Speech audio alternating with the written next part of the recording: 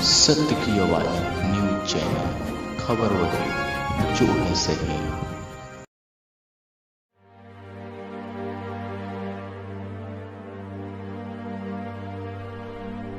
जिस समय कोई समस्या जन्म लेती है, उसके साथ ही उसका समाधान भी जन्म लेता है।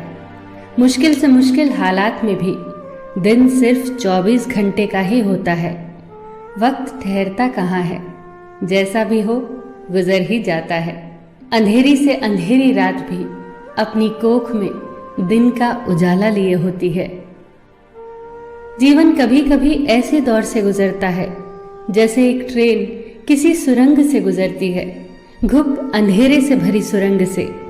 पर क्या हम उस वक्त अपनी टिकट फेंककर उस ट्रेन से बाहर कूद जाते हैं? नहीं, क्योंकि हमें यकीन होता है कि ट्रेन का चालक हमें सुरक्षित रूप से उस सुरंग से बाहर ले जाएगा। जिंदगी की ट्रेन भी जब दुखों और मुसीबतों की सुरंग से गुजर रही हो, चारों ओर अंधेरा दिख रहा हो, तभी तो जरूरत होती है उस भरोसे की, जिंदगी के ड्राइवर पर भरोसे की, जो पार ले ही जाएगा। बस याद रखना कि कभी कभी सुरंग बहुत छोटी होती है और कभी कभी बहुत बड़ी, पर आखिरकार यह है तो एक सुरंग ही जिसके दूसरी ओर उजाला ही उजाला है। बस भरोसा मत खोना। शाखाएं अगर रही तो पत्ते भी आएंगे, ये दिन बुरे हैं तो क्या हुआ, अच्छे भी आएंगे। एक घर में 5 दिए जल रहे थे। एक दिन पहले दिए ने कहा, इतना जलकर भी मेरी रोशनी की कोई कद्र नहीं, आज मैं सबके लिए व्यर्थ हूं। इससे तो बेहतर है कि मैं बुझ जाऊं। ये कहकर वो दिया बुझ गया। जानते हो वो दिया कौन था?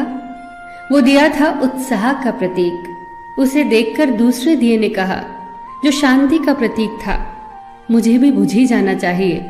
मैं निरंतर दुनिया को शांति की रोशनी दे रहा हूं, पर फिर भी लोग हिंसा करते हैं। ये कहकर वो दिया भी बुझ गया। तीसरा दिया, जो भाईचारे का दिया था, वो भी उन्हें देखकर बुझ गया। अब न उत्साह था, न शांति, न भाईचारा। तो ऐसे में चौथा दिया, जो एकता का प्रतीक था, वो भला कैसे जला रहता? वो भी आखिरकार बुझ ही गया। पर एक दिया था जो अभी भी जल रहा था, एक छोटा सा दिया, अपनी मध्यम सी लौ लिए निरंतर जलता हुआ। एक छोटा बच्चा घर में आया। उसे 4 बुझे दियों को देखकर अफसोस नहीं हुआ, बल्कि 5वें जलते दिए को देखकर वो खुशी से झूम उठा और उस नन्हे से दिए से उसने वो 4 बुझे दिए फिर से रोशन कर दिए। जानते हो वो दिया कौन सा था? वो दिया था उम्मीद का दिया, आशा का दिया। उम्मीद वक्त का बहुत बड़ा सहारा है उम्मीद तो हर लहर किनारा है। मुश्किल वक्त में अगर किसी चीज की बहुत जरूरत है तो वो है उम्मीद की, आशा की, सहयोग की, एक दूसरे के साथ मिलकर खड़े होने के एहसास की। बात उन दिनों की है जब द्वितीय विश्व युद्ध चल रहा था। जर्मनी के बम वर्षकों का खौफ सब तरफ था। लंदन में दूध की एक लंबी लाइन लगी थी। दूध बांट रहे व्यक्ति ने कहा, केवल एक ही बोतल बाकी है, बचे हुए लोग कल आए। आखिर में दूध की बोतल जिस व्यक्ति के हाथ आई, उसके ठीक पीछे एक महिला खड़ी थी, जिसकी गोद में एक छोटा सा बच्चा था। दूध न मिलने के कारण उसके चेहरे पर चिंता की लकीरें उभर आई। पर ये क्या, दूध बांटने वाले व्यक्ति ने दूध की बोतल उसके हाथों में दे दी। वो चौंकी। हुआ यूं कि उसके आगे खड़ा व्यक्ति पंक्ति से हट गया, जिसके कारण दूध की बोतल उस औरत को मिल गई। लाइन में खड़े सभी लोग उस व्यक्ति के लिए जोर जोर से तालियां बजाने लगे।